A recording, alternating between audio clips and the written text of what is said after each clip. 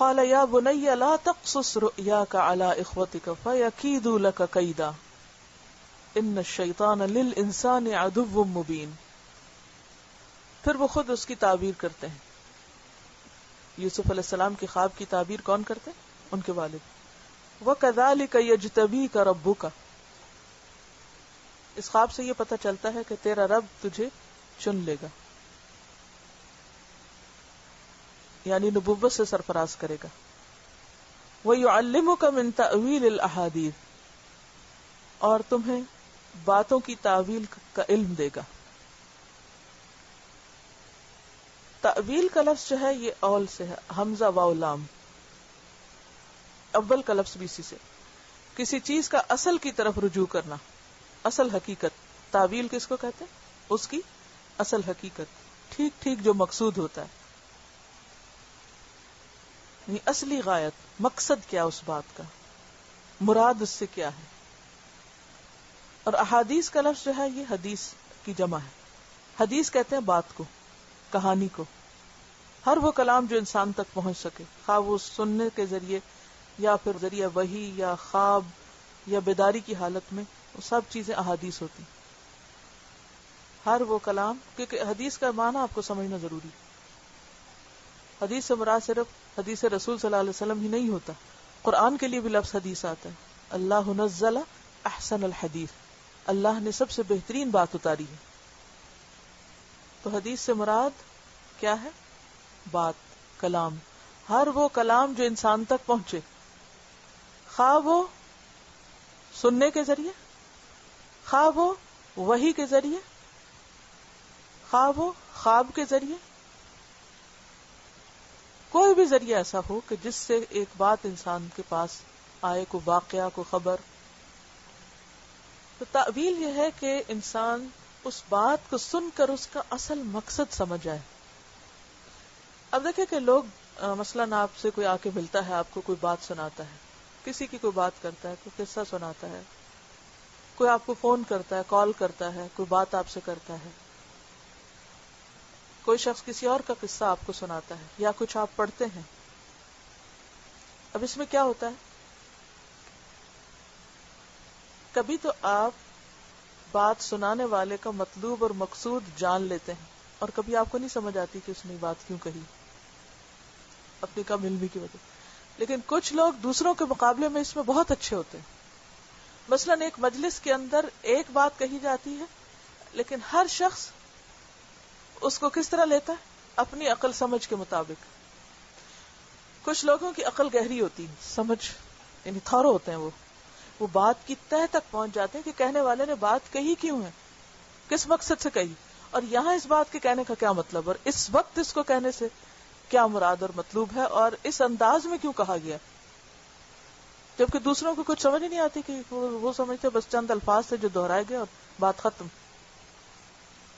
اور اس میں صحابہ کرام کے بھی بہت سارے واقعات ہیں. مثلا مختلف خوابوں یا آیات کے نزول کی وجہ سے حضرت ابوبکر کو پتہ چل گیا کہ آپ صلی اللہ علیہ وسلم کا آپ کی وفات قریب ہے، لیکن دوسرے صحابہ کو نہیں سمجھ آئی. جب یہ سورت نازل ہوئی تھی اذا جاء نصر اللہ والفتح، حضرت ابوبکر رونے لگے، حالانکہ اس میں کیا تھا؟ فتح کی خوشخبری. وَرَأَيْتَ النَّاسَ يَدْخُلُونَ فِي دِينِ اللَّهِ أَفْوَاجًا، واو، اتنی بڑی کامیابی، سب لوگ مسلمان ہو گئے.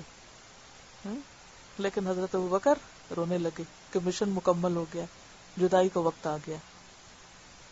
تو یہ کیا ہے؟ تعویل الاحادیث.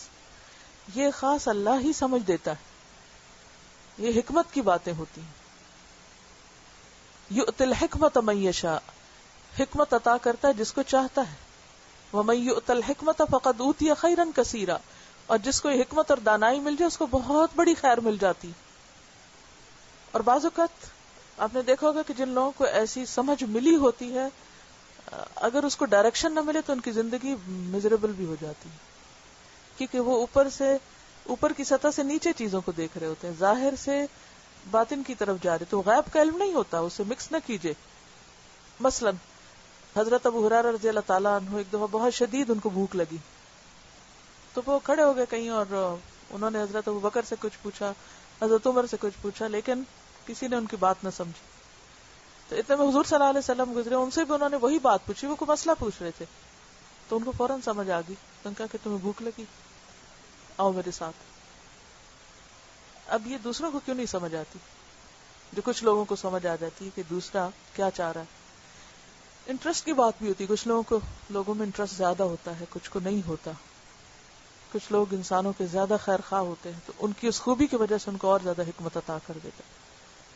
تو جس کے اندر اخلاص ہوتا ہے, سنسیئرٹی ہوتی ہے, تڑپ ہوتی ہے لوگوں کے لیے, کچھ کرنے کا جذبہ ہوتا ہے, تو اللہ تعالیٰ ان کو یہ دولت عطا کر دیتا ہے. ان کے 11 بھائیوں کے پاس وہ نہیں تھا جو یوسف علیہ السلام کے اندر تھا, حالانکہ ایک باپ کی اولاد تھے وہ سب. تو یہ اللہ کی دین ہے, جسے چاہے دے. تو یہاں پر یہی کہا گیا وَيُعَلِّمُكَ مِن تَأْوِيلِ الْأَحَادِيثِ, یہ صرف خوابوں کی تعبیر کا علم نہیں ہے. حدیث کی وضاحت اسی لیے میں نے کی کہ ہر وہ کلام جو انسان تک پہنچے, ہر وہ بات جو آپ تک پہنچے, وہ احادیث ہوتی ہیں. اور تعویل کیا, اس بات کی تہ تک پہنچنا, کہ کہنے والے نے کس مقصد سے کہی ہے, کس چیز کی طرف اشارہ ہے. تو جب انسان علم حاصل کرتا ہے, اللہ سے تعلق رکھتا ہے, اس کے اندر اخلاص ہوتی ہے, سنسیئرٹی ہوتی ہے, تو اس کے اندر ایک روشنی آتی, اس روشنی میں وہ بہت کچھ دیکھتا ہے. آپ نے دیکھا ہوگا کہ بعض اوقات آپ کسی شخص سے بات کرتے تو یوں محسوس ہوتا ہے جیسے وہ آپ کی بات سمجھ رہا ہے, اور کچھ لوگوں سے آپ سر پھوڑ بیٹھے, وہ نہیں سمجھتے کہ آپ کیا کہنا چاہ رہے ہیں, وہ اس کو کچھ اور ہی رنگ دیتے جائیں گے, کسی اور ہی طرف لے جاتے جائیں گے. حالانکہ بعض اوقات تو بہت بڑی بڑی ڈگریاں بھی رکھتے ہیں, پھر بھی نہیں سمجھ ہوتی. بس وہ اس اپنے مخصوص فیلڈ میں تو بہت کچھ جانتے ہیں, اس کے علاوہ کچھ نہیں جانتے. تو یہ دراصل اللہ کی دین ہوتی ہے, اللہ کی عطا ہوتی ہے. تو اسی لیے وہ فرماتے ہیں وَيُعَلِّمُكَ مِن تَأْوِيلِ الْأَحَادِيثِ, وہ تجھے سکھائے گا باتوں کی تہ تک پہنچنا. وَيُتِمُّ نِعْمَتَهُ, اور وہ تمام کرے گا اپنی نعمت کو, اور نعمت سے مراد یہاں نبوت ہے. علیہ کا, تجھ پر, وعلی آل یعقوب, اور آل یعقوب پر, یعقوب علیہ السلام کی اولاد پر بھی, کما اتمہا, جیسے اس نے تمام کیا, علی ابوئی کا, تیرے والدین پر, من قبل, اس سے پہلے, ابراہیم و اسحاق, ابراہیم اور اسحاق پر. یعنی جس طرح اللہ نے ابراہیم اور اسحاق علیہ السلام کو اس نعمت سے نوازا تھا, اسی طرح اللہ تجھے بھی اس نعمت سے نوازے گا. یعنی کون سی نعمت؟ نبوت کی نعمت. ان ربک علیم حکیم, بے شک تیرا رب علم والا ہے, حکمت والا ہے. یعنی خوب علم رکھتا ہے, خوب حکمت والا, خوب جانتا ہے کہ نبوت کا مستحق کون ہے. اسی طرح آپ دیکھیے کہ مثلاً قرآن بہت لوگ پڑھتے ہیں, بہت لوگ پڑھاتے بھی ہیں, لیکن بات وہی ہوتی ہے, کسی کے بتانے سے سمجھ آ جاتی ہے اور کسی کے بتانے سے سمجھ نہیں آتی. حالانکہ اس میں بہت ساری کوٹیشنز ہوتی ہیں, بہت سی دلیلیں ہوتی ہیں, بہت کچھ ہوتا ہے, لیکن سمجھ یہ نہیں آتی کہ لکھا ہوا کیا ہے. یہ کس چیز کا فرق ہوتا ہے؟ حدیث کا لفظ دیکھیے, قرآن کے لیے بھی آتا ہے, حدیث کے لیے بھی آتا ہے, حدیث رسول صلی اللہ علیہ وسلم کے لیے بھی آتا ہے, عام باتوں کے لیے بھی آتا ہے, خواب کے لیے بھی آتا ہے. تو تأویل الاحادیث یعنی اللہ کی کتاب کو سمجھنے کی صلاحیت یا اس کا لیول بھی ہر شخص کا فرق ہوتا ہے. ٹھیک ہے نا, یہ کوئی ایک ٹیکنیکل کام نہیں کہ آپ نے اٹھے اور میتھمیٹکس پڑھانا شروع کر دیا, اور یہ بھی میتھمیٹکس کا پروفیسر ہے, اور یہ بھی, اور اس نے بھی پڑھا لیا, اور اس نے بھی پڑھا لیا. قرآن کی سمجھ اور قرآن کے اندر گہرائی کا علم, یہ بھی اللہ کی دین ہوتی. اب اس کے لیے کرنا کیا چاہیے؟ صرف قرآن کو رٹ لینا, یا صرف ترجمہ یاد کر لینا, یا صرف کچھ تفسیریں پڑھ لینا اور اس کی بنا پہ سمجھنا کہ ہم بہت بڑے علامہ بن گئے, یہ کافی نہیں ہے. اس کے لیے اللہ تعالیٰ سے علم اور حکمت اور فہم مانگنے کی ضرورت ہے, اللہ سے گہرے تعلق کی ضرورت ہے. اسی لیے ہم دیکھتے ہیں کہ تاریخ میں جتنے بھی علماء گزرے ہیں, ان میں خاص طور پر جن کا اپنا تعلق اللہ سے مضبوط تھا, ان کے کام میں برکت, ان کے علم میں, ان کی باتوں میں. حدیث کی کتابیں بہت سے لوگوں نے لکھی, لیکن جو امام بخاری نے لکھا, اور جس طرح انہوں نے ایک ایک باب کو ایک نام دیا، ٹائٹل دیے، اس سے امام بخاری کی سمجھ بوجھ کا اندازہ ہوتا ہے. بعض اوقات اوپر اور نیچے جو ٹائٹل وہ دیتے ہیں اور نیچے حدیث کا ظاہری ٹیکسٹ بالکل فرق نظر آتا ہے اور اس کا کنیکشن ڈھونڈنا پڑتا ہے، پھر جا کے سمجھ آتی او اچھا اس وجہ سے امام بخاری اس عنوان یا موضوع کے تحت یہ حدیث لے کر آئے، جبکہ وہ حدیث کسی اور کتاب میں بالکل کسی اور جگہ پر پڑی ہوگی. تو ہر شخص کی جو سمجھ کا لیول ہے، کوئی یہاں سے یہاں تک دیکھتا ہے، کوئی وہاں تک دیکھتا ہے، کوئی وہاں تک دیکھتا ہے. یہ وہاں تک دیکھنے کی صلاحیت صرف وہ دیتا ہے، انسان نہیں دیا کرتے کسی کو. اور یہ کہنا فلاں کی مجھ پر نظر ہو گئی تو اس وجہ سے میرے ساتھ مجھے یہ علم و حکمت مل گئی، سب غلط باتیں. یہ ساری عنایت اللہ کی ہوتی، یہ اس کی نعمت ہوتی. وَيُعَلِّمُكَ مِن تَأْوِيلِ الْأَحَادِيثِ وَيُتِمُّ نِعْمَتَهُ عَلَيْكَ وَعَلَىٰ آلِ يَعْقُوبَ. اور اس طریقے سے اللہ تعالیٰ تجھے چنے گا، تجھے احادیث کی تعویل بھی دے گا، یعنی ان سب چیزوں کا علم بھی عطا کرے گا اور اپنی نعمت کا تم پر اتمام کر دے گا. اب دیکھتے ہیں کہ وہ قصہ کیا ہے. لَقَدْ كَانَ فِي يُوسُفَ وَإِخْوَتِهِ آيَاتٌ لِلسَّائِلِينَ. البتہ یوسف اور اس کے بھائیوں میں آیات ہیں، نشانیاں ہیں، عبرت اور نصیحت کا سامان ہے، للسائلین سوال کرنے والوں کے لیے. مکہ کا جو آخری دور تھا، اس زمانے میں جب حضرت خدیجہ اور ابو طالب کا انتقال ہو چکا تھا، تو ہر طرف سے آپ پر مخالفت کا دباؤ بڑھ گیا تھا، شدید مخالفت ہو رہی تھی. اسی دوران آپ نے جب طائف کا سفر کیا تو اس میں بھی شدید مزاحمت کا سامنا کرنا پڑا. یہ وہی دور تھا جس میں آپ سے لوگوں نے آ کر سوال کیا کہ تمہیں یوسف کی کہانی پتہ ہے، اور ان کا خیال یہ تھا کہ آپ عربوں میں تو کسی کو بھی نہیں پتہ تھی تو کہاں سے پتہ ہوگا. تو ایک طرح سے انہوں نے طنزیہ یا تمسخرانہ انداز میں کہا.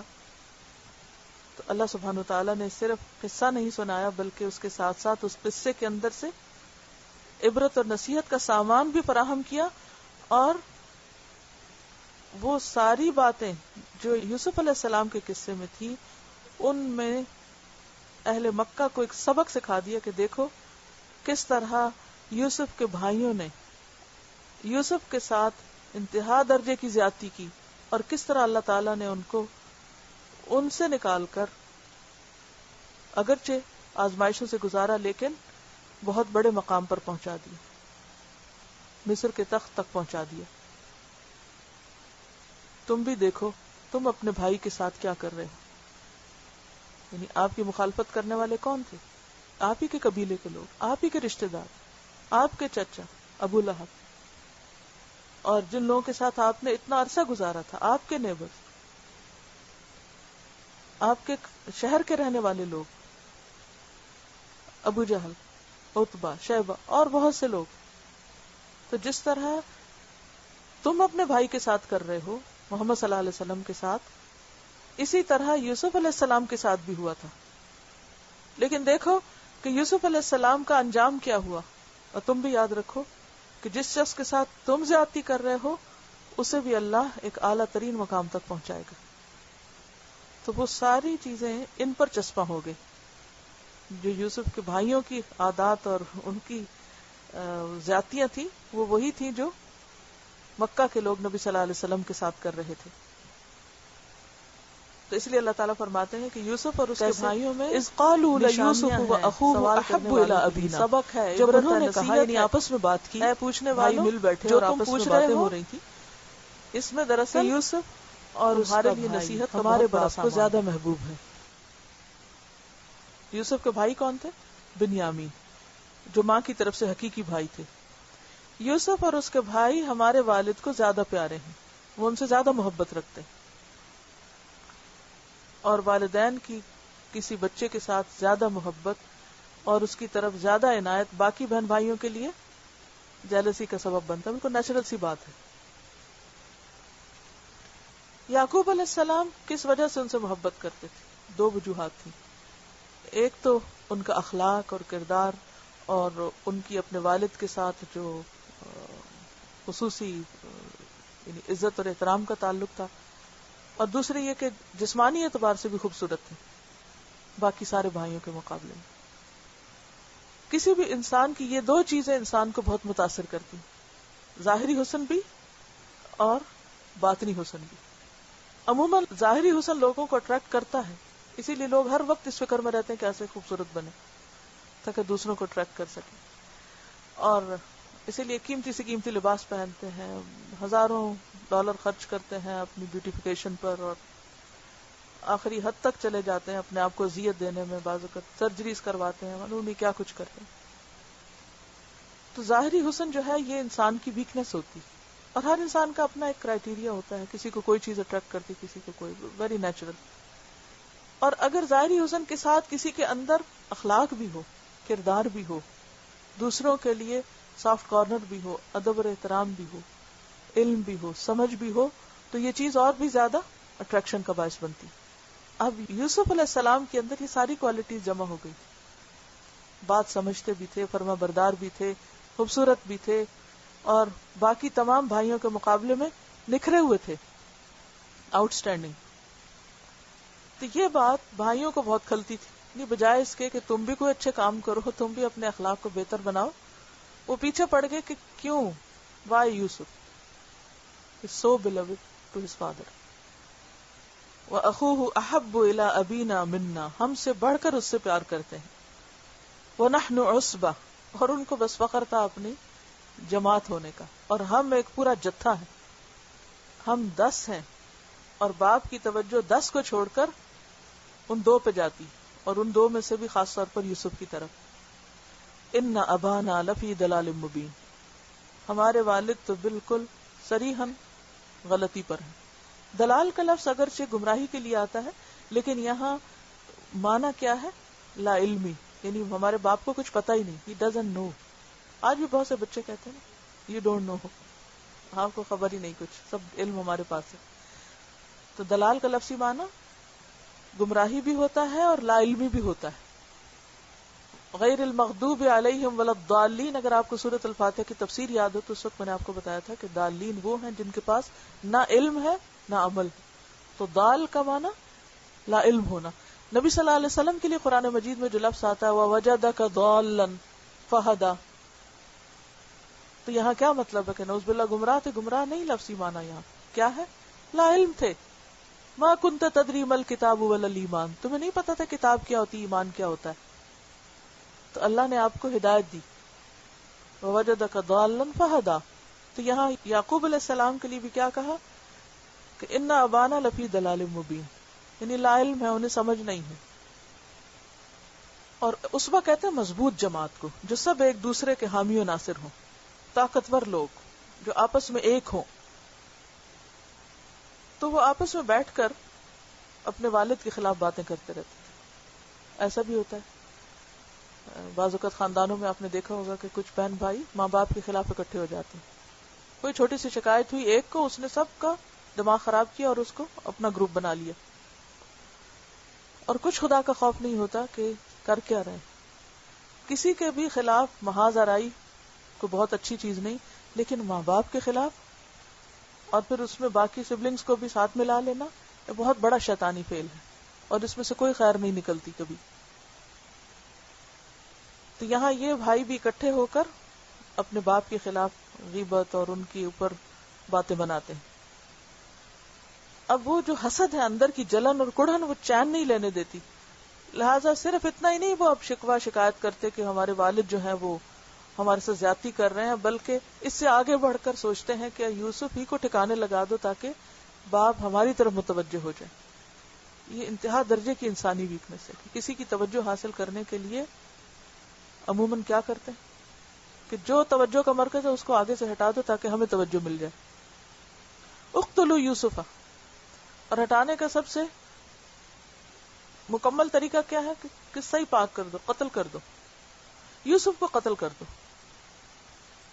اب اطرحوہ، یا اسے پھینک دو، اردن کسی ایسی زمین میں، یخلو لکم وجہ ابیکم، کہ خالی ہو جائے تمہارے لیے تمہارے باپ کا چہرہ، یعنی اس کی توجہ پھر تمہاری طرف ہو جائے.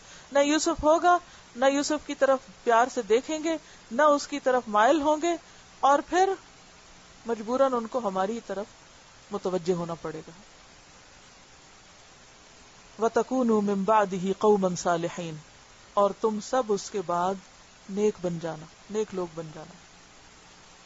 یعنی پہلے کر لو گناہ، پھر اس کے بعد توبہ کر لینا، نیک بن جانا، تمہارا حال اچھا ہو جائے گا. اب بھی بہت سے لوگ کہتے ہیں پہلے سب کچھ کر لو پھر حج کرنے چلے جانا، کیا کریں ابھی مجبوری ہے. جو بہت سی چیزوں کو پتا ہوتا ہے یہ بھی حرام ہے، یہ غلط ہے، کہتے کیا کریں. نفس کی تعویلیں اس چیز کو خوبصورت بنائے رکھتی ہیں اور انسان ٹال مٹول کرتا رہتا ہے. سوچتا ہے کہ اچھا یہ ہو جائے پھر یہ ہو جائے، پھر اس کے بعد کیا کروں گا، میں حج کر لوں گا، توبہ کر لوں گا اور سب کچھ معاملہ صاف ہو جائے گا. کہیں سے حرام مال مل رہا ہو تو چلو لے لیتے ہیں اور اس میں سے کچھ صدقہ بھی کر دیں گے. قال قائل منہم، تو ان میں سے ایک کہنے والے نے کہا جاتا ہے کہ بڑا بھائی تھا جس کا نام یہوذا بتایا جاتا ہے یا یہودا، بعض نے روبیل بھی کہا ہے. بہرحال نام کوئی بھی ہو، اللہ تعالیٰ نے قصے کی وہ تفصیلات نہیں بتائی جن میں عام طور پر لوگوں کو انٹرسٹ ہوتا ہے، تاکہ لوگوں کی توجہ مقصد اور معنی پہ رہے نہ کہ لوگوں پر، تو توجہ ہٹ جاتی ہے. قال قائل منہم، کہنے والے نے کہا ان میں سے، لا تقتلوا یوسف، یوسف کو قتل نہ کرو، یعنی جان سے نہ مارو. وَأَلْقُوهُ فِي غَيَابَةِ الْجُبِّ، اور ڈال دو اس کو گہرے کنویں میں. غیابت جو ہے نشیبی زمین پر جو گہرائی ہوتی ہے یا گڑھے کی شکل میں جو چیز ہوتی ہے اس کے لیے آتا ہے. اور یہاں مراد اندھیرا گہرا کنواں ہے. جب کچے کنویں کو کہتے ہیں. تو غیابت الجب کو آپ ترجمہ کر سکتے ہیں گہرا کنواں. گھنے جنگل کے لیے بھی لفظ آتا ہے غابہ، تاریکی کے لیے، قبر کے لیے. یلتقطہ بعض السیارہ، اٹھا لے گا اس کو کوئی قافلہ، یعنی یہاں راہ چلتے مسافر آئیں گے، اٹھا کے لے جائیں گے، ہماری جان چھوٹ جائے گی، لوگ اس کو غلام بنا لیں گے، کہیں بیچ دیں گے، اپنے ساتھ لے جائیں گے، ہمارے گھر سے ہمارے شہر سے وہ چلا جائے گا. لہٰذا مارو نہیں، بس پھینک دو کہیں. یعنی گویا قتل کی بجائے یہ دوسرا طریقہ ان کو بتایا گیا. ان کنتم فاعلین، اگر تم کچھ کرنے والے، اگر کرنا ہی ہے تو یہ کر لو، بڑا گناہ نہ کرو، چھوٹا کر لو. قالوا یا ابانا، اب انہوں نے پلاٹنگ کی، پلاننگ کی کہ کس طرح یوسف علیہ السلام کو ان کے والد سے جدا کیا جائے اور انہیں بہلا پھسلا کے کہیں دور لے جایا جائے. تب یہ سارے چونکہ ایک جتھا ہے، سب حاضر ہوتے ہیں باپ کے پاس. کہتے ہیں ابا جان، ما لک لا تأمنا علی یوسف، کیا بات ہے کہ آپ یوسف کے بارے میں ہم پر ٹرسٹ نہیں کرتے. یہ بھی بات کرنے کا ایک ایسا انداز ہوتا ہے کہ دوسرے کو گلٹ میں مبتلا کیا جائے اور دوسرے کو شرمندہ کیا جائے، لیٹ ڈاؤن کیا جائے، تاکہ وہ کہے نہیں نہیں نہیں میں تو بہت اعتماد کرتا ہوں. Emotional black mailing. قالوا یا ابانا ما لک لا تأمنا، اے ابا جان کیا ہے آپ کو، آپ یوسف کے بارے میں کبھی ہم پہ بھروسہ کرتے ہی نہیں. وَإِنَّا لَهُ لَنَاصِحُونَ، اور بے شک ہم اس کے بہت خیر خواہ ہیں. اب یہ ان کے دل کے جذبات کے بالکل برعکس بات تھی. دل میں کچھ اور تھا اور زبان پہ کچھ اور.